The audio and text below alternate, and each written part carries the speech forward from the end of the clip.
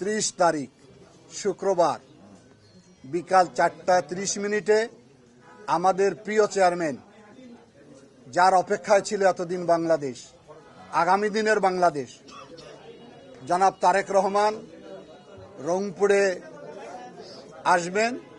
তার শুভাগমন উপলক্ষে আমরা আমাদের প্রস্তুতি নিয়ে আপনাদের সামনে কিছু কথা বলবো। দীর্ঘ প্রায় 20 বছর পর এই রংপুরের মাটিতে উনি আসছেন। এই আনন্দের সংবাদ যখন রংপুর বিভাগের প্রতিটি প্রত্যন্ত অঞ্চলে ছড়িয়ে যায়, ভোটার এবং সাধারণ জনগণের মাঝে ব্যাপক উৎসাহ, উদ্দীপনা, আনন্দ আমরা লক্ষ্য করছি। আমরা আশা করি, যেহেতু নির্বাচন 12 ফেব্রুয়ারি অনুষ্ঠিত হবে, ইতিমধ্যে বিএনপির পক্ষে এই অঞ্চলে ব্যাপক গণজাগরণ সৃষ্টি হয়েছে। এই জাগরণ আগামীকালে জনসভার মধ্যে একটি বহিঃপ্রকাশ ঘটবে। আমরা আশা করতেছি যে এই জনসভা, যদিও একদিনের মধ্যেই প্রস্তুতি আমাদেরকে নিতে হচ্ছে, এই ধরনের বড় জনসভা আগে অনেক সময় আমরা পেতাম, এবার সেই সময়টা আমরা পাইনি, কিন্তু আমরা প্রস্তুত রয়েছি। রংপুরের ঐতিহাসিক ঈদগাহ মাঠে এই জনসভা অনুষ্ঠিত হবে। সেই জনসভার স্থল ছেড়ে গোটা রংপুর শহর কালকে জনসমুদ্রে রূপান্তরিত হবে।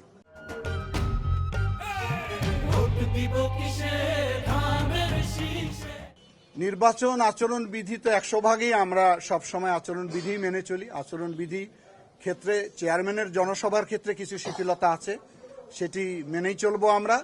আর বৃহত্তর রংপুর যেহেতু সবসময় বৈষম্য শিকার হয়েছে, উন্নয়ন বঞ্চিত হয়েছি, আমরা আশা করছি যে এইবারের জনসভার মধ্য দিয়ে আগামী নির্বাচনে এই বিএনপির নেতৃত্বে রংপুরের এই বৈষম্য কেটে যাবে এবং একটি উন্নয়নের ধারায় রংপুর যুক্ত হবে, এটা আমাদের দৃঢ় বিশ্বাস।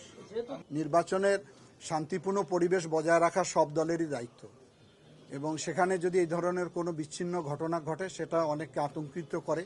আমরা চাই দীর্ঘ 17 বছর পর একটা উৎসব মুখর, আনন্দ ঘন পরিবেশে নির্বাচন অনুষ্ঠিত হোক, প্রতিযোগিতামূলক নির্বাচন হোক।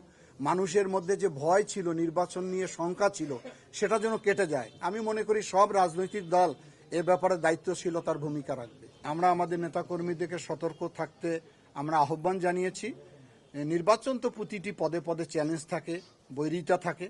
আশা করি যে বিএনপির নেতাকর্মীরা অত্যন্ত সজাগ রয়েছে, এই ধরনের কোনো ষড়যন্ত্র থাকলে তারা রুখে দিবে। জয়ের ব্যাপারে এই জন্য আমরা আশাবাদী যে বিগত 17 বছর লড়াই সংগ্রাম তো বিএনপি করছে ব্যাপকভাবে, সুতরাং বিএনপির উপরেই জনগণের আস্থা।